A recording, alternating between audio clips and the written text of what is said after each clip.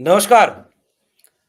आज कांग्रेस पार्टी ने यह घोषणा कर दी कि राहुल गांधी भारत जोड़ो यात्रा का दूसरा हिस्सा जनवरी में शुरू करने जा रहे हैं और भारत जोड़ो यात्रा के बाद इस यात्रा का नाम होगा भारत न्याय यात्रा।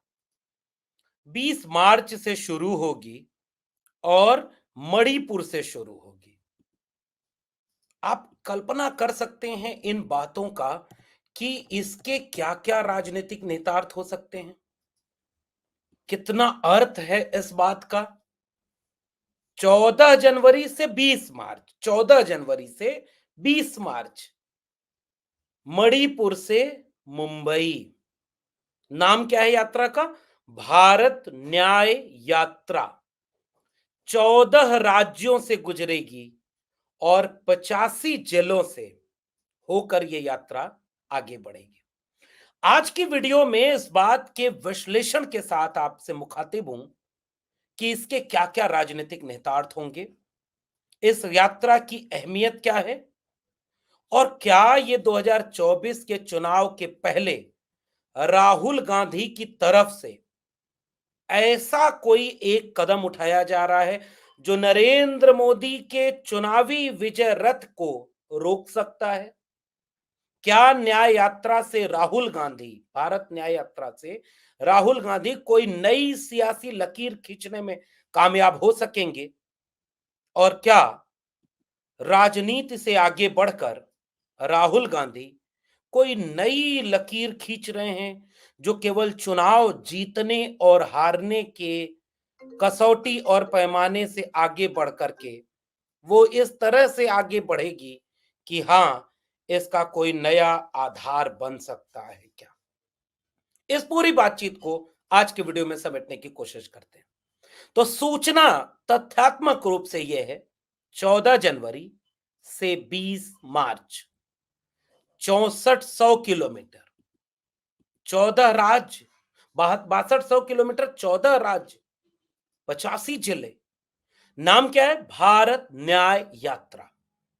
तो सबसे पहले कांग्रेस पार्टी के आधिकारिक बयान से शुरू करते हैं। ये जो विवरणों के साथ मंशा पर बात कही गई है। न्याय का मतलब समझते हैं आप? न्याय वैसे तो वैदिक दर्शन के छठांग जो 6 वेदांग हैं, उसमें न्याय भी है। न्याय, सांख्य, वैशेषिक, ज्योतिष और इन सब में न्याय एक है।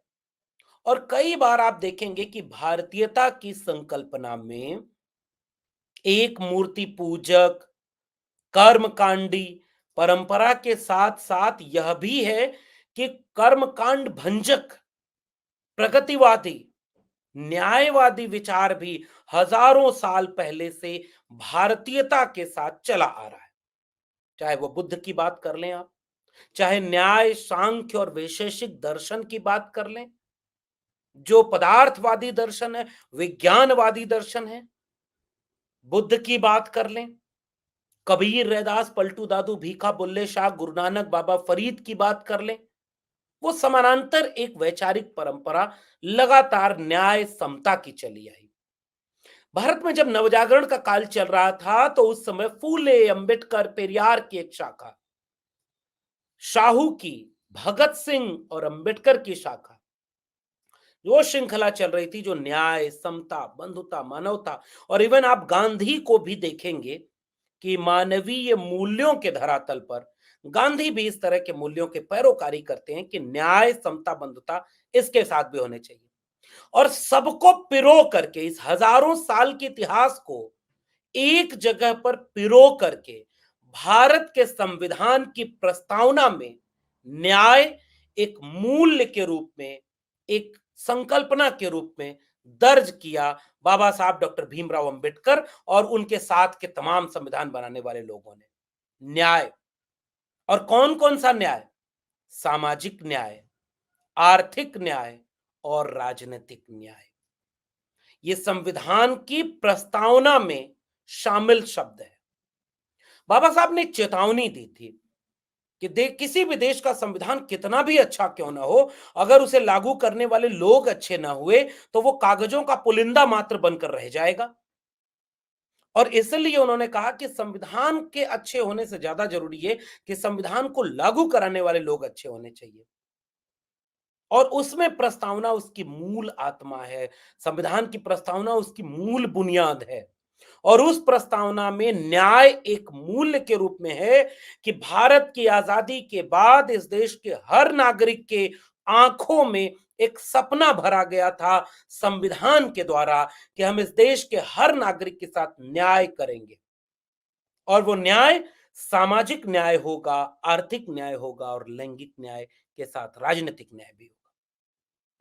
कांग्रेस की अगली यात्रा भारत न्याय यात्रा के नाम से संबोधित की जा रही है। और प्रेस कॉन्फ्रेंस करते हुए, चाहे वो केसी वेणुगोपाल हो या बाद में उसको इलोबरेट करते हुए जयराम रमेश हो, उन्होंने इस बात पर बल दिया कि हमारे नेता राहुल गांधी अब यह मंशा रखते हैं कि हम इस देश के नागरिकों के साथ न्याय के मूल्य को जीने के लिए इस यात्रा को निकाल रहे हैं। और उन्होंने घोषणा की कि ये यात्रा सामाजिक न्याय, आर्थिक न्याय और राजनीतिक न्याय को सुनिश्चित कराएगी। अब यहां से पहला विश्लेषण मेरा, इसका मतलब ये कि कहीं अन्याय हो रहा है। पिछली यात्रा का सूत्र वाक्य क्या था? पिछली यात्रा का सूत्र वाक्य ये था कि नफरत के बाजार में मोहब्बत की दुकान खोलने आया। वो यात्रा कश्मीर, कन्याकुमारी से लेकर कश्मीर तक गई। वो यात्रा जिसने पूरे कांग्रेस में एक ऊर्जा का संचार कर दिया। लेकिन तीन राज्य, बड़े राज्य छत्तीसगढ़, राजस्थान और मध्य प्रदेश, तीनों हारने के बाद लगातार इस बात पर हमलावर थी बीजेपी, और कांग्रेस के भीतर भी शायद सुगबुगाहट इस बात की थी कि लगता है कि इस यात्रा से कोई फायदा नहीं हुआ, हम तो चुनाव हार रहे हैं। लेकिन राहुल गांधी की मंशा कुछ और कहती है। कांग्रेस चुनाव हार रही है क्योंकि कांग्रेस के पास कमलनाथ जैसे लोग हैं। कांग्रेस के पास बहुत सारे ऐसे लोग हैं जिनका दिल पता नहीं कब आरएसएस के दिल के साथ मेल खा जाए, कब बाबा बागेश्वर के चरणों में चले जाएं, कब इंडिया अलायंस के जो समझौता किए गए 14 पत्रकार के बैन के खिलाफ जाकर के उस पत्रकार को अपने हेलीकॉप्टर में बिठा लें और किसी भी हद तक जाकर के जीते जिताए चुनाव को हरा सकते हैं। और फिर बीजेपी हमलावर हो जाएगी कि भाई आपकी यात्रा तो बेकाम है, आपकी यात्रा का कोई लाभ नहीं हासिल होता, आपकी यात्रा का चुनावी फायदा नहीं है। लेकिन राहुल गांधी ने फिर से घोषणा कर दी है कि हम केवल चुनाव लड़ने और जीतने के लिए नहीं राजनीति में हैं, हम कुछ नैरेटिव सेट करने के लिए, कुछ बुनियादी उसूल और सिद्धांतों को भारतीय राजनीति में पुनर्स्थापित करने की मंशा के साथ राजनीति में है। और इसलिए आप गौर करेंगे कि राहुल गांधी की जो पूरी संरचना है राजनीति की, उस संरचना में न्याय के मूल्य पर बल दिया जा रहा है इस यात्रा में। अब कल्पना करिए ना कि न्याय वाली यात्रा शुरू कहां से हो रही है? मणिपुर से। मणिपुर से शुरू हो रही है। पिछले दिनों 5 राज्यों के चुनाव के साथ मेघालय में भी चुनाव, और वहां कोई बीजेपी का बड़ा नेता नहीं गया। नॉर्थ ईस्ट में एक खास किस्म से आक्रोश है, विद्रोह है, और उसमें भी मणिपुर जल रहा है। आज की तारीख तक मणिपुर में हिंसा नहीं रोकी गई है। आज की तारीख तक मणिपुर में एक तनाव और हिंसा का माहौल बरकरार है। आज की तारीख तक मणिपुर को लेकर के कोई राजनीतिक दल इतना बड़ा साहस नहीं उठा रहा है कि वो वहां जाकर के मणिपुर की बात बोल सके। तमाम मीडिया के पत्रकार इजराइल चले गए, मणिपुर नहीं गए। तमाम नेता इजराइल के साथ स्टैंड विद इजराइल कर रहे हैं, लेकिन स्टैंड विद मणिपुर के साथ नहीं खड़े।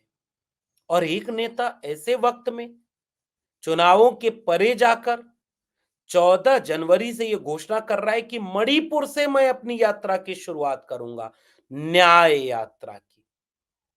और इसलिए मुझे बार बार ये महसूस हो रहा है कि ये केवल चुनावी बिसात नहीं है। चुनावी बिसात है, कोई भी पॉलिटिकल पार्टी किसी भी कदम को इस अपने चुनावी नफा नुकसान नाप कर करती है, और ये करना भी चाहिए।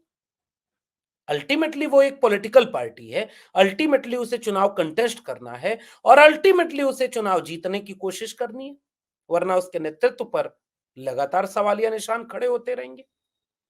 तो बेशक ये एक चुनावी रणनीति है, बेशक ये चुनावी इवेंट है, लेकिन ये जो न्याय का इवेंट है, इस इवेंट के जरिए अगर कोई मूल्य बोध में परिवर्तन हो रहा है, भारतीयता की आत्मा के कुछ उसूल और सिद्धांतों को टच करने की कोशिश की जा रही है, तो मुझे लग रहा है कि ऐसी राजनीति की जरूरत इस देश को है।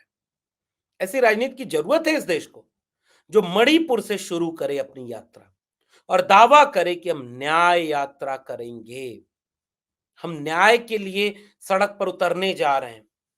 सामाजिक न्याय, याद रखिए, सामाजिक न्याय का अर्थ है anti caste movement, constitution of India का मूवमेंट, आइडिया ऑफ इंडिया का मूवमेंट, सोशल जस्टिस का मूवमेंट है। सामाजिक न्याय का विचार जाति, धर्म, भाषा, क्षेत्र, किसी भी रूप में देश के बाशिंदों के साथ जो अन्याय और अत्याचार हुआ है, उस अन्याय और अत्याचार के अन्याय के खिलाफ सामाजिक न्याय की बात करना, बेसिकली जाति जनगणना की बात करना है। सामाजिक न्याय की बात करना बेसिकली संविधान में समता और न्याय की बात करना है। सामाजिक न्याय की बात करना लैंगिक न्याय की बात करना है कि देश में जितनी महिलाएं हैं और हर तबके की महिलाएं, उनको उनका हक मिले। सामाजिक न्याय की बात करना आरक्षण की बात करना है कि सबको समान अवसर मिले और किसी भी किस्म के भेदभाव के परे हम एक बेहतर देश बना सकें। तो इस यात्रा की बुनियाद में सामाजिक न्याय का मूल्य है, इस यात्रा की बुनियाद में आर्थिक न्याय का मूल्य है। जब राहुल गांधी लगातार एक कोशिश कर रहे हैं कि ये जो आर्थिक गैर बराबरी बढ़ती जा रही है, 80 करोड़ लोगों को सरकार कह रही है कि अगले 5 साल तक 5 किलो रेवड़ी, नहीं नहीं माफ करिए, 5 किलो अनाज मुफ्त में हम बांटते रहेंगे। इसका मतलब वो 80 करोड़ लोग अगले 5 साल तक, सीधा सवाल है, वो 80 करोड़ लोग अगले 5 साल तक 5 किलो अनाज पाने के लायक भी मजबूत नहीं हो पाएंगे। सरकार तो साफ कह रही है, फिर आर्थिक न्याय कहां है? 80 करोड़ आबादी आर्थिक रूप से इतनी कमजोर हो जाए कि 5 किलो अनाज भी उसको सरकार से मुफ्त लेना पड़े, तब जाकर उसके चूल्हे में आग रहेगी और उसके पेट में रोटी जाएगी। और थोड़े से अमीर उद्योगपतियों के हाथों थोड़े से 12,000 करोड़ रुपए माफ कर दिया एनपीए, बैंक से लोन दे रहे, और और पूरी अर्थव्यवस्था का अधिकांश हिस्सा थोड़े से लोगों के हाथ संकेंद्रित किया जा रहा है। ऐसे वक्त में आर्थिक न्याय की बात करते हुए अपनी यात्रा निकालना, मुझे लग रहा है कि राजनीति का नैरेटिव चेंज करने की बात है। ये है तो सबके लिए हो, ये जिद हमारी है, बस इसी बात पे दुनिया से जंग जारी है। दुआ करो सलामत रहे मेरी हिम्मत, ये एक चिराग कई आंधियों पे भारी है। वसीम बरेलवी इस बात को शायद जब कह रहे होंगे, तो आज वो बात राहुल गांधी के लिए भी फिट हो जाएगी, ये सोचा नहीं होगा उन्होंने। लेकिन न्याय की बात करते हुए राहुल गांधी ने अपनी एक अलग लकीर खींचने की कोशिश तो शुरू कर दी। तो सामाजिक न्याय, आर्थिक न्याय, राजनीतिक न्याय, राजनीतिक न्याय में कांग्रेस को केवल एक सबक सीखना बहुत जरूरी है। कांग्रेस पार्टी को इस भ्रम या मुगालते में कतई नहीं होना चाहिए कि कई क्षेत्रीय दल जो कांग्रेस पार्टी से उनका वोट मताधिकार, उनका उनका कोर वोटर ले गए, उन क्षेत्रीय दलों को कमजोर करके कांग्रेस पार्टी मजबूत हो जाए और तब केंद्र में आए। ये एक मंशा अगर कांग्रेस पार्टी निकाल दे, सम्मान के भाव, क्योंकि क्षेत्रीय दल भाई आपकी नाकामियों के बाद उभरे और वो उन मूल्यों और उन भावनाओं का प्रतिनिधित्व करते हैं जो उस क्षेत्र के लिए सबसे कीमती होता है, इसलिए आप इतना जल्दी उन्हें मिटा नहीं पाएंगे। और 1 टू 1 कांग्रेस वर्सेस बीजेपी में फिलहाल तो आप देख रहे हैं ना, हराना मुश्किल है। ऐसे वक्त में राहुल गांधी के रूप में एक उम्मीद नजर आती है। राहुल गांधी की यात्रा के रूप में एक नई उम्मीद नजर आती है। और इस उम्मीद के जरिए यह लगता है, और याद रखिए समय का चयन कैसे किया गया है। 30 दिसंबर से, मैं अभी एक वीडियो आपसे बातचीत में ले आऊंगा, 30 दिसंबर से अयोध्या के इर्द गिर्द जो राजनीतिक इवेंट है वो शुरू हो जाएगा। प्रधानमंत्री नरेंद्र मोदी की यात्रा निकलेगी, प्रधानमंत्री नरेंद्र मोदी रोड शो करेंगे, और उसके बाद जनवरी के दूसरे सप्ताह से लगातार राम मंदिर उद्घाटन का पूरा माहौल बनाया जाएगा केंद्र में, अयोध्या में। और ठीक उस समय जब ऐसा माहौल बनाया जाएगा मीडिया के जरिए कि अब तो भाई सब खत्म, सारे मुद्दे ध्वस्त, सब कुछ किनारे, अब देखना राम मंदिर उद्घाटन के बाद एक तरफ से बीजेपी 400 सीटें ले आने जा रही है। ये मीडिया आपको दिखाएगा, याद रखिएगा। सोशल मीडिया पर आपको क्लिपिंग चलेगी, रील्स चलेंगे, और धूम धड़ाके के साथ, इतना उत्तेजना के साथ वो रील्स चलेंगी कि अब राम के आने के बाद तो अब कुछ बचा ही नहीं। क्या चुनाव की जरूरत है, घोषणा कर दो कि 450 सीट हम बीजेपी को दे रहे हैं। ये माहौल पूरे देश में बन गया है।